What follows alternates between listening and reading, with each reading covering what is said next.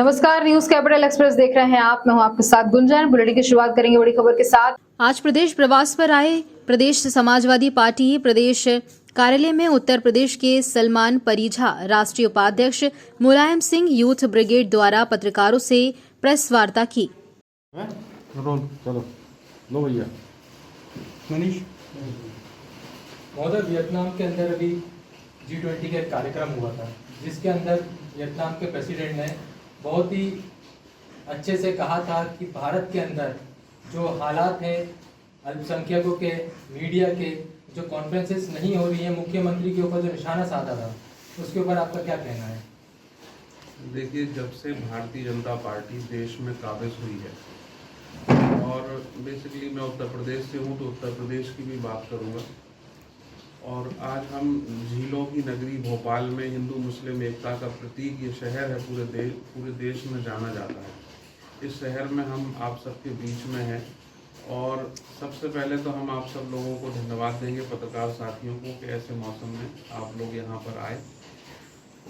जो हमारे भाई ने अभी सवाल किया, तो देश में जब से भारतीय जनता पार्टी की सरकार काबिज हुई है, लगातार पत्रकारों का उत्पीड़न, पत्रकारों को जेल भेजना, जिन लोगों ने आवाज़ उठाई या तो उनकी हत्याएं करा देना, नौजवानों का एनकाउंटर करा देना, झूठे मुकदमे लिखना, इन सब से देश में जो आवाज़ें उठ रही हैं उनको दबाने का काम भारतीय जनता पार्टी कर रही है। सर, बात करें अभी जो 10 सितंबर को जो हुआ है, सपा के जो बागी नेताओं ने स्वाभिमान समाजवादी मोर्चा निकाला है, उसके ऊपर आपका क्या विचार है?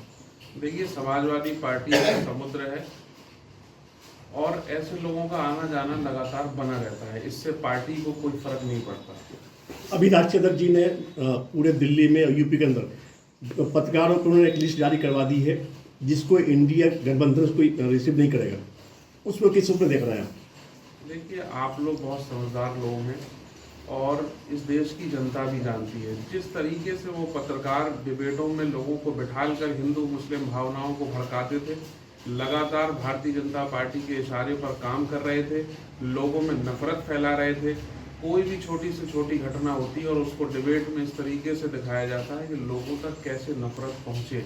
ये देश के नौजवानों के लिए खतरनाक है, इसलिए ये गठबंधन ने ये फैसला लिया और हम भी इस फैसले की सराहना करते हैं। अभी सारे गठबंधन के लोग समाजवादी के पीछे चल रहे हैं, इसको कैसे देख रहे हैं?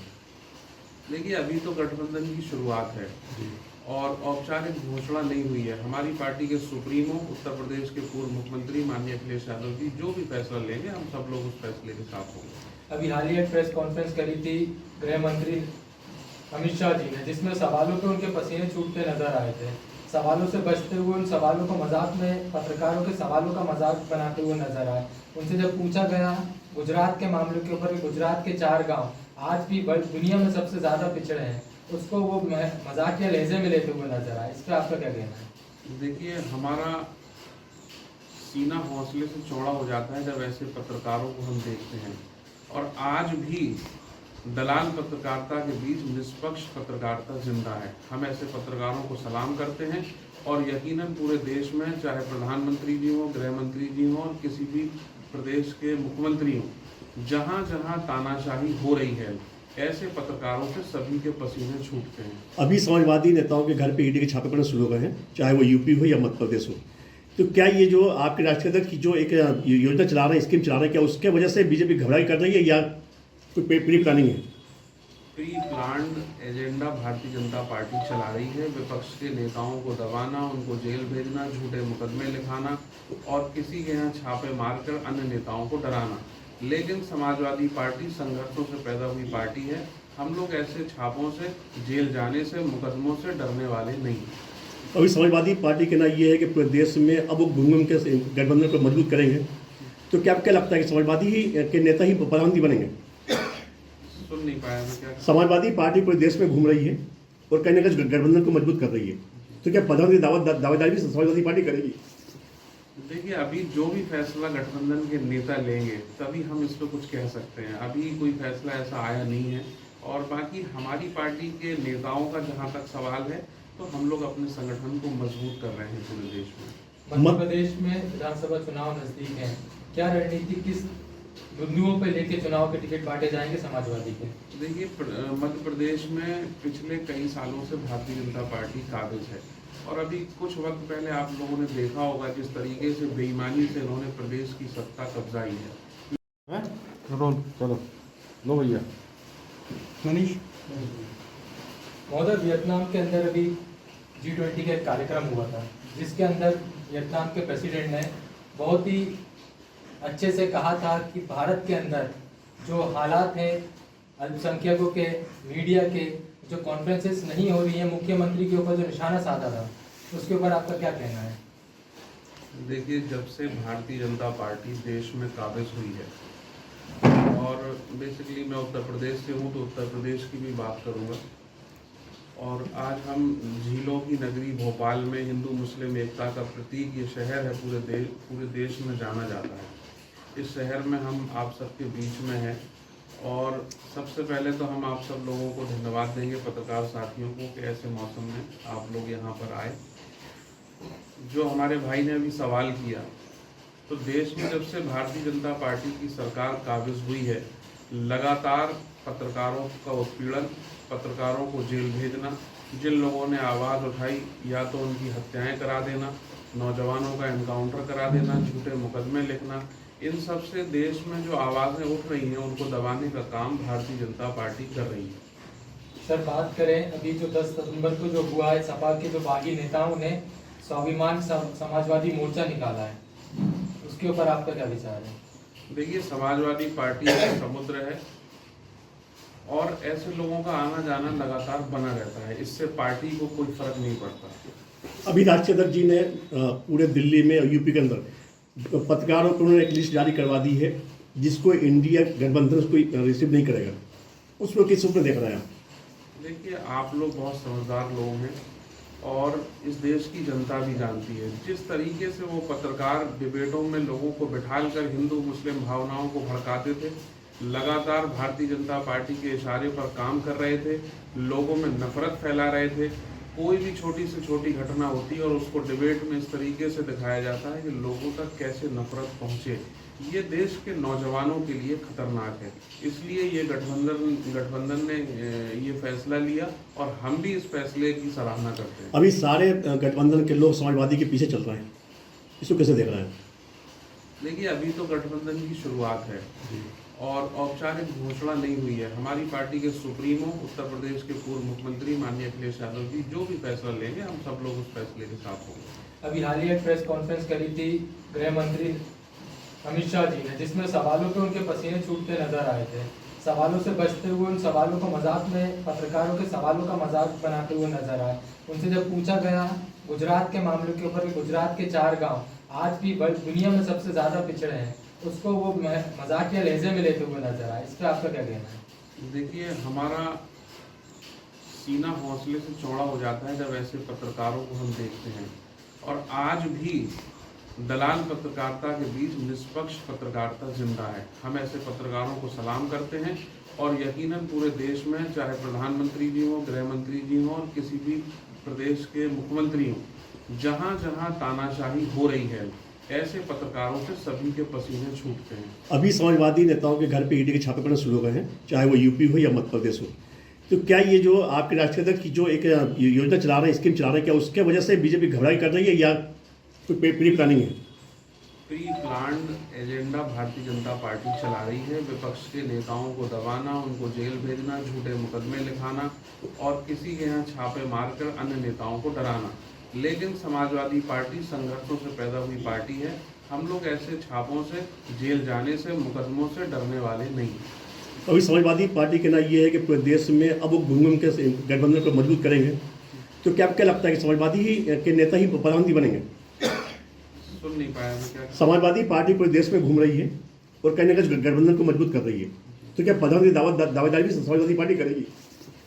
देखिए, अभी जो भी फैसला गठबंधन के नेता लेंगे तभी हम इस पर कुछ कह सकते हैं। अभी कोई फैसला ऐसा आया नहीं है। और बाकी हमारी पार्टी के नेताओं का जहां तक सवाल है, तो हम लोग अपने संगठन को मजबूत कर रहे हैं पूरे देश में। मध्य प्रदेश में विधानसभा चुनाव नजदीक है, क्या रणनीति, किस बिंदुओं पे लेके चुनाव के टिकट बांटे जाएंगे समाजवादी के? देखिए मध्य प्रदेश में पिछले कई सालों से भारतीय जनता पार्टी काबिज है और अभी कुछ वक्त पहले आप लोगों ने देखा होगा जिस तरीके से बेईमानी से इन्होंने प्रदेश की सत्ता कब्जाई है, लोगों में गुस्सा है। नेताओं के आगमन शुरू हो चुका है, क्या इसको आप अपनी वजनदारी समझ रहे हैं, पार्टी की ताकत दिखा रहे हैं या फिर कार्यकर्ताओं में जोश बढ़ रहा है? ये तो हमारे लिए अच्छा संदेश है।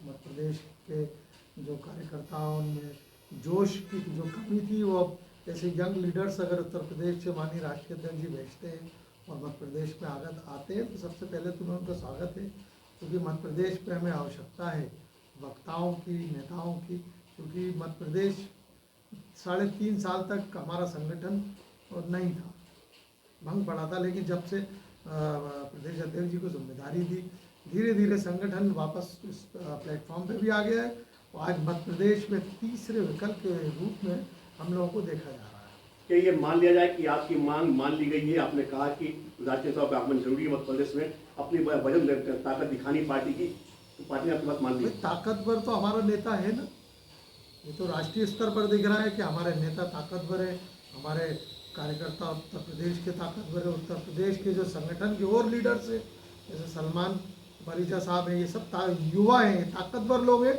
अगर मध्य प्रदेश में आते हैं तो यकीनन भारतीय जनता पार्टी को बाहर का रास्ता दिखाने में हम लोगों को आसानी होगी। सर लगभग सभी पार्टियों की जो टिकट वितरण प्रणाली पूरी हो चुकी है, कुछ ही दिन में लिस्ट जारी होने वाली, समाजवादी पार्टी क्यों देर कर रही? सारी चीज़ें समाजवादी से ही चाहते हैं आप लोग, क्या कांग्रेस और भारतीय जनता पार्टी से ये सवाल आप लोग क्यों नहीं करते, क्यों देर कर रहे हैं? हम समाजवादी पार्टी एक विचारधारा वाली पार्टी है। इस पार्टी में एक नेता, एक आदेश और एक नेता है जिसके आदेश का पालन होता है और लिस्ट सौंप दी गई है। जब आदरणीय हमारे सम्माननीय राष्ट्रीय अध्यक्ष महोदय को समय होगा उस लिस्ट का अवलोकन करेंगे और जो उनको बेहतर लगेगा जारी करना है तो वहाँ से जारी होने के आदेश। समाजवादी पार्टी से बार बार ये सवाल हो रहे हैं कि जनता विश्वास जता रही है समाजवादी पार्टी को तीसरे विकल्प को पहला विकल्प बनाना चाह रही, जनता बेसब्री से इंतजार। यकीनन मध्य प्रदेश में भारतीय जनता पार्टी और कांग्रेस की नीतियों से, तरीकों से, महंगाई से, बेरोजगारी से, शिक्षा से, चिकित्सा से, बिजली से, पानी से, तमाम अपराध में सबसे बड़ी, मैं बार बार कहता हूँ कि मध्य प्रदेश आज देश में, मध्य प्रदेश बलात्कार में और अपराध में प्रथम पंक्ति के प्रथम स्थान पर है, जिसके मैं मध्य प्रदेश के मुख्यमंत्री को आपके चैनल के माध्यम से मुबारकबाद देना चाहता हूँ। साहब ये जिससे जो अभी कहा सूची बात हुई, बार बार सवाल उठ रहा है पीढ़ी से, ये मान लिया जाए कि जो आपकी एनडीए गठबंधन है उससे विवाद चल रहा हो, अपने मतलब ये मीडिया की मनगढ़ंत बातें हैं। बहुत अच्छा माहौल है एनडीए में और हमारे नेता सबको लेकर साथ चल रहे हैं, सब एक दूसरे का हाथ पकड़े हैं। यकीनन आपको 24 में इसका परिणाम ये दिखाएंगे, परिणाम जो आएगा वो अचंभित करेगा और देश में जो ताकतें सत्ता में काबिज है, देश को विघटनकारी शक्तियों को यकीनन एनडीए बाहर का रास्ता दिखाएगा। सर ये हमारा सवाल ये था कि इसके सूची देर हो रही है कि जो इंडिया गठबंधन है, कहीं समाजवादी पार्टी और कांग्रेस को कोई सीटों तालमेल बन रहा हो, समझौता चलने से लेट हो रहा हो? नहीं, ये देखिए राष्ट्रीय अध्यक्ष जी के अधिकार क्षेत्र की बात है, इसका जवाब आप राष्ट्रीय अध्यक्ष जी से पूछेंगे तो वो बेहतर मिलेगा। क्योंकि मध्य प्रदेश की बात करेंगे तो मध्य प्रदेश में हमको आदेशित किया है कि संपूर्ण मध्य प्रदेश में चुनाव की तैयारी करें, तो हम लोग तैयारी करके बैठे हुए हैं। माननीय प्रदेश अध्यक्ष भी तैयारी करके बैठे हुए हैं, प्रत्याशी तय हो चुके हैं, लिस्ट उत्तर प्रदेश भेजी जा चुकी है अवलोकन की। संपूर्ण मध्य प्रदेश में 230 विधानसभा की तैयारी है और इस तैयारी से हम लोग चुनाव लड़ेंगे। और एक खास मैं एक चीज़ बोलना चाहता हूँ, मैं और मेरे वरिष्ठ नेता आए हुए जो कि उत्तर प्रदेश से, उत्तर प्रदेश का मामला है, मैं ये बताना चाहता हूँ कि हमारे देश के प्रथम लाइनअप और प्रथम 5 लोगों में गिने जाने वाले आजम खान साहब को जिस तरह उत्तर प्रदेश की सरकार और देश का प्रधानमंत्री और देश का गृह मंत्री, उत्तर प्रदेश का अनपढ़ मुख्यमंत्री जिस तरह से टारगेट किए हुए, तो हम कहना चाहते हैं उनसे कि आपके टारगेट करने से, बार बार छोटी छोटी चीज़ों से उनको हरासमेंट करने से, परेशान करने से कुछ नहीं होता। हम समाजवादी हैं, समाजवादी बहुत मजबूत होते हैं। नेताजी के अनुयायी हैं हम लोग। हम जब तक संघर्ष करते रहेंगे, जब तक आजम खान साहब के साथ इंसाफ नहीं हो जाता। एक शैक्षणिक संस्था को टारगेट करना ये दर्शाता है कि इस देश की बागडोर अनपढ़ लोगों के, अशिक्षित लोगों के हाथ में है। यही कारण है कि इतने काबिल और देश के मोतबर नेता को जिस तरह से परेशान किया जा रहा है। यकीनन इससे प्रधानमंत्री जी और देश के गृह मंत्री जी, उत्तर प्रदेश के मुख्यमंत्री जी से कहीं ना कहीं ये बात सामने आती है कि ये विघटनकारी शक्तियों के मालिक है। ये देश को सुचारू रूप से चलने देना नहीं चाहते। 4 से लोग परेशान हैं और बहुत सारी चीज़ें ऐसी हैं, बेरोजगारी है, महिलाओं की सुरक्षा। अभी एक दलित भाई के ऊपर जो घटना हुई आप लोगों ने देखा होगा, बहुत शर्मनाक घटना है ये। तो इन सब चीज़ों से प्रदेश की जनता में गुस्सा है, नाराज़गी है और प्रदेश की जनता बदलाव चाहती है। और कहीं ना कहीं इस चुनाव में समाजवादी पार्टी की अहम भूमिका रहेगी। क्या मुद्दे रहेंगे चुनाव में आप समाजवादी पार्टी? हमारी पार्टी की सरकार, पिछली सरकार जो रही है उत्तर प्रदेश में, माननीय अखिलेश यादव जी ने जो विकास कार्य किए हैं, उन विकास कार्यों को लेकर हम पूरे देश में जाएंगे। और जब से भारतीय जनता पार्टी की सरकार उत्तर प्रदेश में आई है, मैं आपको गारंटी से मैं लिख कर दे सकता हूं कि एक भी ऐसा विकास कार्य इन्होंने नहीं किया जो जनता तक सीधा लाभ पहुंच सके। चाहे मेडिकल का क्षेत्र हो, चाहे रोजगार का क्षेत्र हो, चाहे निर्माण कार्य हो, चाहे नौकरियां, कुछ भी हो। समाजवादी पार्टी ने एक मॉडल तैयार किया था 5 साल में, हम उस मॉडल को लेकर पूरे देश में जाएंगे। समाजवादी के डर से यूपी के कुछ विधायक भी यूपी छोड़ के भाग रहे हैं। क्या कह रहे हैं? समाजवादी के डर से कुछ विधायक यूपी छोड़ के भाग रहे हैं। मेरी जानकारी में नहीं है। उसको आपके राष्ट्रीय अध्यक्ष जी ने पकड़वाया बिहार से। वो बिहार यूपी छोड़ के भाग रहे हैं। किस पार्टी के विधायक? वो बीजेपी संबंधित। बीजेपी में तो अभी भगदड़ मचेगी। लोकसभा चुनाव जैसे जैसे करीब आएगा, आप देखना भारतीय जनता पार्टी में केंद्र से लेकर राज्यों तक भगदड़ मचेगी, क्योंकि सत्ता परिवर्तन होने जा रहा है। मध्य प्रदेश में कब लिस्ट जारी हो रही है आपकी? समाजवादी पार्टी ने अभी कुछ प्रत्याशियों की घोषणा की थी, बाकी मंथन चल रहा है और पार्टी के राष्ट्रीय अध्यक्ष माननीय अखिलेश यादव जी धीरे धीरे सभी प्रत्याशियों की सूची जारी कर देंगे। इंटरनेशनल की बात करें तो भारत और कनाडा के बीच के जो व्यापार के संबंध है वो कहीं ना कहीं खराब होते नजर आ रहे हैं। इस संबंधों की खटास का कारण क्या मानते हैं? देखिए, जो टीवी पर दिखाया जा रहा है वो यकीनन झूठ है। और भारत के अंदर जब से भारतीय जनता पार्टी की सरकार है, होता कुछ है, दिखाते कुछ है।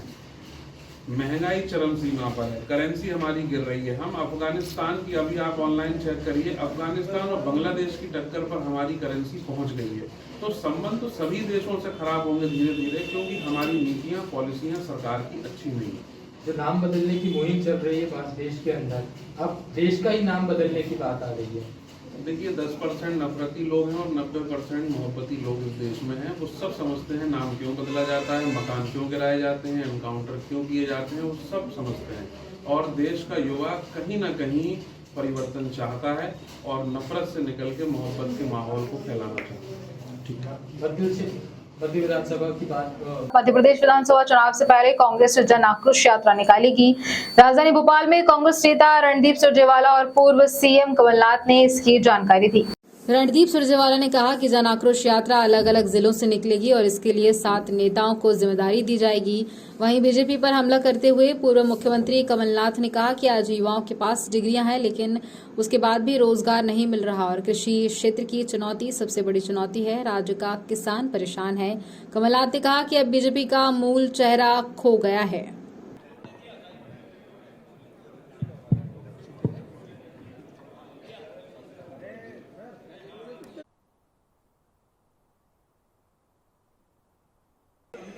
पत्रकार वार्ता कक्ष में पधार चुके हैं।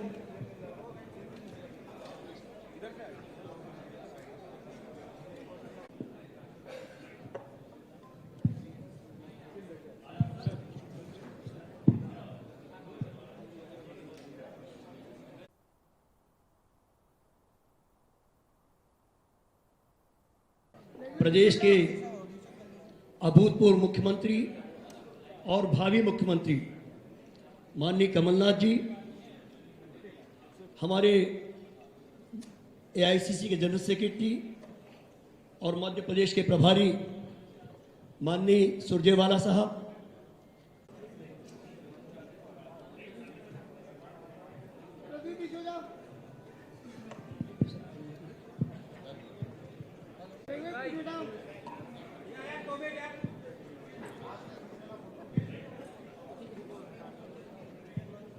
यात्राओं में कह रहे हैं कि जो सनातन धर्म का जो इंडिया गठबंधन के एक जो पार्टनर ने बात कही है उसको लेकर उन्होंने कहा है कि ऐसे में कांग्रेस का क्या स्टैंड है और आपकी जन आक्रोश यात्रा में वो सनातन धर्म के अपमान को लेकर जो बीजेपी का आरोप है आपकी पार्टी क्या स्टैंड लेती है?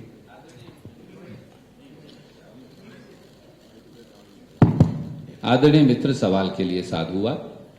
सबसे पहले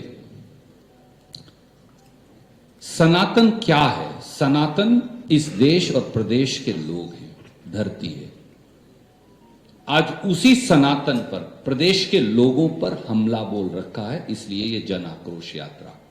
और मैं एक लाइन में एक बात कहूंगा, मैं पिछले 5 दिन से आपको यही जवाब दे रहा हूं, आपको तो याद है, पर छठे दिन फिर दूंगा।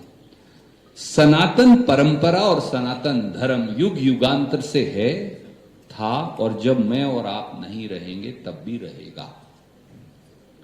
भारतीय राष्ट्रीय कांग्रेस उस संस्कृति और संस्कार को निरंतर इस यात्रा के माध्यम से भी बढ़ाएगी।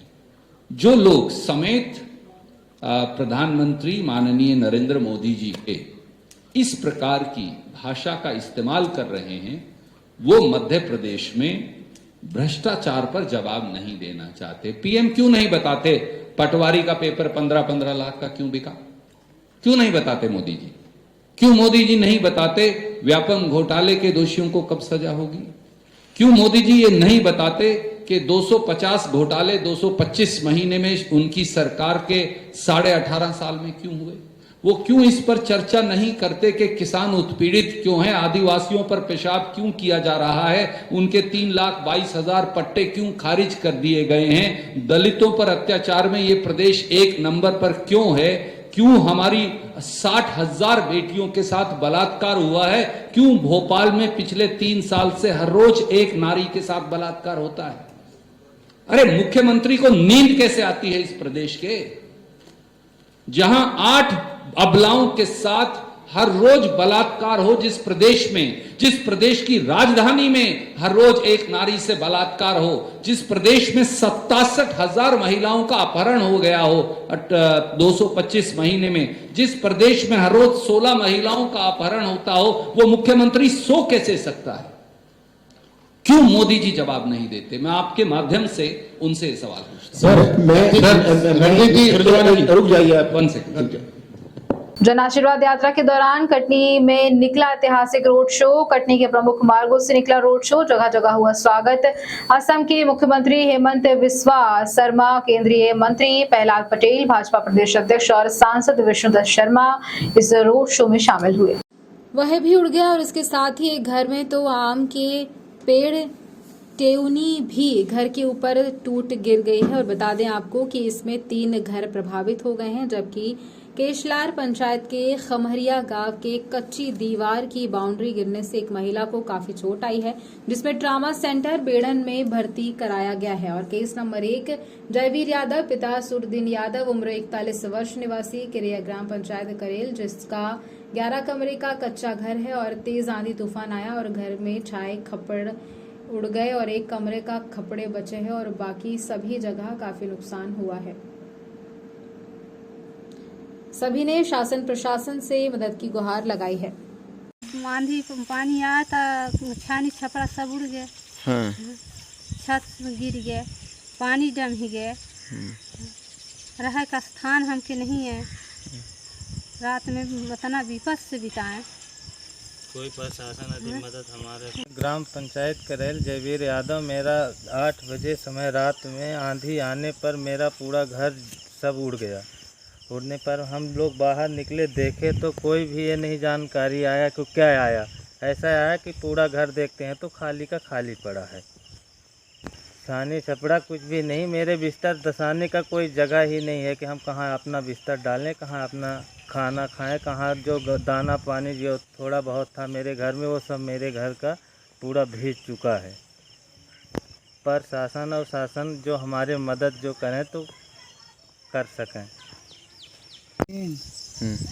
और गांव के रहा और पंचायत करेल और मान ली हमारे माने सब घर कपड़ा संझा गुरुवार के दिन में सब उड़ गया, माने हमें के रहे के स्थान तक नहीं है। अब मैंने कहा हमरे रही का कही, वही आंधी आया सब उड़ गया हमारा जोर से, तो पूरा घर कपड़ा उड़ गया। शासन पर हमको मदद दीजिए, तब तो हम लोग मने नहीं थे, यहाँ तो हम लोग मर गए। अब क्या करें, बरसात के महीना। हम खिलाड़ी साकेत हैं, ग्राम किराहा कराने वाले हैं सर। हमारे घर के पास में एक आम था, आया आंधी, उसने सब टहनी को तोड़ कर मेरे घर में सब लधक दिया, सब फूट फाड़ गया, कपड़ा सब दीवार उवार सब काड़ी उड़ी गिर गया। सर क्या करें बताएं। शासन प्रशासन निवेदन करी थे सर की कुछ राहत दें हमू का। 15 सितंबर 2023 को विधानसभा 448 शमशाबाद क्षेत्र में माझी मछुआ केवट समाज के सामाजिक विवादियों द्वारा ग्राम नवोदिया में राम जानकी मंदिर पर रामायण पाठ एवं भंडारे का आयोजन रखा गया। इस मौके पर भारतीय माझी महुआ समाज की महिला प्रदेश अध्यक्ष एवं कांग्रेस महिला INCR जिला अध्यक्ष श्रीमती राजकुमारी सुंदरलाल केवट ने समाज को संबोधित करते हुए भाजपा सरकार द्वारा समाज का शोषण किया जा रहा है और कांग्रेस पार्टी को समर्थन करने का आह्वान किया गया, जिसमें सामाजिक वादियों द्वारा आश्वासन दिया गया, अगर आपको कांग्रेस पार्टी प्रत्याशी बनती है तो हम कांग्रेस पार्टी का समर्थन करेंगे। अगर जीत कर जाएगा तो विधानसभा में बात रखेगा, और विधानसभा में बात रखेगा तो हमारा केवट माझी आरक्षण की भी बात होगी और हमारे अधिकारों की भी बात होगी। और दूसरा कोई अपनी समाज का अभी तक उठाया भी नहीं है और न उठाएगा। जी आप मुझसे निवेदन, जब तक खुद स्वयं अपन अपनी लड़ाई नहीं लड़ेंगे तब तक अपन आगे नहीं पहुंच सकते। इसलिए आप सबसे फिर से पुनः मैं निवेदन करती हूँ मेरे भाइयों बहनों, आपसे जैसे सहयोग बने करिएगा और सबकी मदद करिएगा। अपना समाज का भाई है, अपने समाज को देखना है, चाहे कुछ भी हो, अपनी समाज को देखना है और अपनी समाज को आगे बढ़ाना है। रखेगा तो हमारा केवट माझी आरक्षण की भी बात होगी और हमारे अधिकारों की भी बात होगी। और दूसरा कोई अपनी समाज का अभी तक उठाया भी नहीं है और न उठाएगा। जी आप मुझसे निवेदन, जब तक खुद स्वयं अपन अपनी लड़ाई नहीं लड़ेंगे तब तक अपन आगे नहीं पहुंच सकते। इसलिए आप सबसे फिर से पुनः मैं निवेदन करती हूँ मेरे भाइयों बहनों, आपसे जैसे सहयोग बने करिएगा और सबकी मदद करिएगा। अपना समाज का भाई है, अपने समाज को देखना है, चाहे कुछ भी हो, अपनी समाज को देखना है और अपनी समाज को आगे बढ़ाना है। यही मैं सबसे निवेदन करना चाहती हूँ और ये कहना चाहती हूँ। बहुत बहुत आपके विधायक है, क्या भाजपा से विधायक या कांग्रेस के विधायक से आप कहीं से जुड़े हुए हैं, आप उनसे ये कहिए हम आपके बासुदा से हम केवट के लिए हम टिकट नहीं मांग रहे, हम टिकट मांग रहे हैं समसमाज से। एक हमारी महिला समसमाज से टिकट मांग रहे हैं, आप उनको टिकट दीजिए, दिलाइए। जब आप टिकट ले सकते हो तो टिकट हमारे केवट समाज को भी दिलाइए। आप हमसे वोट ले रहे हो, वोट देते आ रहे एक ही समाज, उनसे ये कहिए, आपसे हाथ जोड़ के निवेदन है कि उन पे दबाव। समाज ने इस बार दिया उठाया है कि विधानसभा में केवट समाज के लोग टिकट मांग रहे हैं, भाजपा हो चाहे कांग्रेस पार्टी। 90% अपनी समाज भाजपा पार्टी से जुड़ी हुई है। इसके बाद भी अपन भाजपा सरकार की गुलामी कर रहे हैं। भाजपा सरकार से आज 18 साल हो गए इनको राज्य करते हुए, आरक्षण के लिए टहला रहे हैं, शिवराज सिंह झूठ बोल रहे हैं, बरकरार हैं अपनी समाज के लिए, अपनी समाज का कोई भला करने को तैयार नहीं है। अभी कमलनाथ जी ने अपने समाज के बारे में कुछ बात बोली है। कमलनाथ जी अगर अपनी बात को स्वीकार करते हैं तो कमलनाथ जी के साथ अपन चलने को तैयार हैं। अगर आप 18 साल अपन ने इन्हों को देख लिया, इस बार कमलनाथ जी को देखें। अच्छा, कांग्रेस से पार्टी से हम भी टिकट मांग रहे हैं। समसभा आपकी लघु ही क्षेत्र है, समसभाद विधानसभा क्षेत्र। आप जो सेवा देते हैं उनको भी मैं प्रणाम करती हूँ। भाई और बहनों, आज मुझे सौभाग्य मिला और आप सबसे बात करने का भी मुझे सौभाग्य मिला है। तो मैं मेरा नाम है श्रीमती राजकुमारी सुंदरलाल केवट और मैं बैरसिया में रहती हूँ। शमशाबाद में मेरा मायका है, बैरसिया मेरी ससुराल है और मैं शमशाबाद विधानसभा 148 से चुनाव के लिए खड़ी हो रही हूँ, विधायक चुनाव के लिए खड़ी हो रही हूँ। और मैं कांग्रेस पार्टी से भी 25 साल से कांग्रेस पार्टी में जुड़ी हूँ और कई पदों पर मैं रही हूँ और मैं भारतीय मछुआ महासंघ की महिला प्रकोष्ठ की प्रदेश अध्यक्ष भी हूँ, अध्यक्ष भी हूँ। तो मैं ये चाहती हूँ मेरे भाइयों और बहनों, आज मैं 25 साल से रह रही हूँ, हमारी समाज बहुत पीछे है, राजनीति में बहुत पीछे है और अपने हक अधिकार में भी बहुत पीछे है। तो मैं ये चाहती हूँ, जैसे कि मैं शमशाबाद विधानसभा से टिकट मांग रही हूँ और भी मेरे भाई बहन हर क्षेत्र से, हर जिला से टिकट मांग रहे हैं, लेकिन हम जिन जिन पार्टियों से मांग रहे हैं वो पार्टी ऐसे नज़रअंदाज करती नजर आ रही है। मैं कांग्रेस पार्टी से 25 साल से जुड़ी हूँ। शुरू में मैं सरपंच रही, 2008 में मैंने सरपंच का चुनाव लड़ा, मैंने 5 साल सरपंची की, मैं जिला अध्यक्ष रही, ब्लॉक अध्यक्ष रही महिला कांग्रेस की, जिला ग्रामीण की अध्यक्ष रही, प्रदेश सचिव रही और मैंने जिले का भी चुनाव लड़ा। लेकिन मैं चाहती हूँ कि हम विधानसभा में इतनी जनसंख्या हमारी 60 लाख मध्य प्रदेश में अपनी केवट समाज की, माझी समाज की समाज है, इतनी समाज है कि हम 5 विधायक निकाल कर विधानसभा में पहुंचा सकते हैं। लेकिन तब जब हमारी समाज एक होगी, एक साथ लड़ेगी और एक दूसरे का सहयोग करेगी, तब हम आगे बढ़ सकते हैं भाइयों। तो आप सोचो कि हमें दूसरी समाज बढ़ा दे, तो दूसरी समाज तो धकेलना का काम करती है, बढ़ाने का नहीं करती। ये समझना जरूरी है, क्योंकि मेरे माता पिता वो थे ऐसे कि अपन ने अपनी ज़िंदगी निकाल ली, लेकिन अपने आने वाले पीढ़ी, अपने आने वाले बच्चों के भविष्य के बारे में तो सोचना पड़ेगा। धन्यवाद। तो आप सबसे यही निवेदन करना चाहती हूँ कि अपना भाई या बहन जो भी विधानसभा से लड़े, तो हमारे समाज को चाहिए कि उसका सहयोग करें, उसको साथ दें और जैसे बढ़ावा दें, क्योंकि समाज का एक बहुत बड़ा बढ़ावा होता है, समर्थन होता है, वो आप लोग करिए। भोपाल से खबर है, जहां पर 25 सितंबर को प्रधानमंत्री नरेंद्र मोदी भोपाल में कार्यकर्ता महाकुंभ में शिरकत करेंगे। महाकुंभ के लिए चिकित्सा शिक्षा मंत्री विश्वास कैलाश सारंग ने पीले चावल देकर नागरिकों का आमंत्रण किया। मंत्री सारंग ने नरेला विधानसभा में घर घर जाकर बांटे पीले चावल और आमंत्रण। मंत्री सारंग ने कार्यक्रम महाकुंभ में शामिल होने नागरिकों से किया आग्रह। खेड़ापति हनुमान मंदिर में दर्शन कर शुरू किया घर घर पीले चावल और आमंत्रण पत्र का वितरण और नरेला विधानसभा के सभी 17 वार्डों में पीले चावल का वितरण कर महाकुंभ में किया जा रहा आमंत्रित। और पीएम मोदी के आगमन को लेकर कार्यकर्ताओं में भारी उत्साह भी देखने को मिला। ये हम सबके लिए प्रसन्नता की बात है कि विश्व के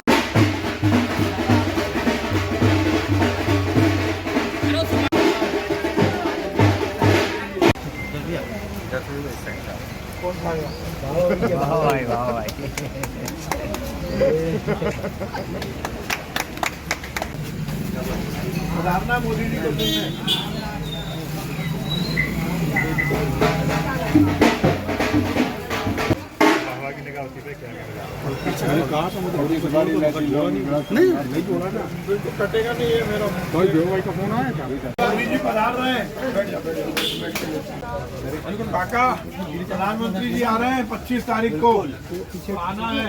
आपका चावल दे रहे हैं, आपको आमंत्रित कर रहे हैं। आपका सर आदेश सर, आपको जमहूरी मैदान में सभा सुनने जरूर आना। नरेंद्र मोदी जिंदाबाद, नरेंद्र मोदी जिंदाबाद।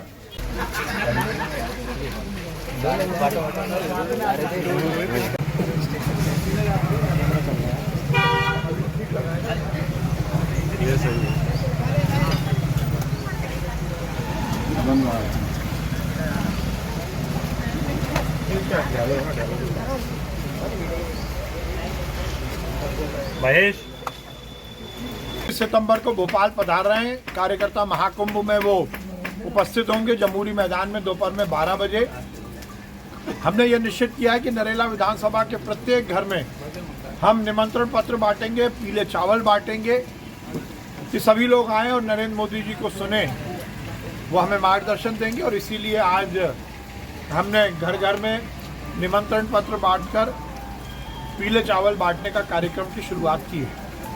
राजधानी के नीलम पार्क में गुरुजी संयुक्त मोर्चा के वार्षिक सम्मेलन आयोजित किया गया और इस सम्मेलन में मध्य प्रदेश के समस्त जिलों से ब्लॉक संयोजक, जिला संयोजक एवं संयुक्त मोर्चा के सक्रिय सदस्य उपस्थित रहे। इस मौके पर मोर्चा के पदाधिकारी ने कहा कि गुरुजी की प्रथम नियुक्ति दिनांक से वरिष्ठता के संबंध में मुख्यमंत्री शिवराज सिंह चौहान ने अपने निवास पर 21 जनवरी 2018 को घोषणा की थी, लेकिन अब तक इस पर अमल नहीं किया जा रहा है और जिसके चलते प्रदेश भर के गुरुजियों को दिक्कतों का सामना करना पड़ रहा है। उन्होंने कहा कि मुख्यमंत्री से गुरुजियों का प्रतिनिधि मंडल मिलकर इस मांग के आदेश प्रसारित करने का आग्रह करेगा। हालांकि 1 सप्ताह के भीतर आदेश प्रसारित नहीं होने पर गुरुजी संयुक्त मोर्चा अपनी अगली रणनीति 24 सितंबर को बनाएगा।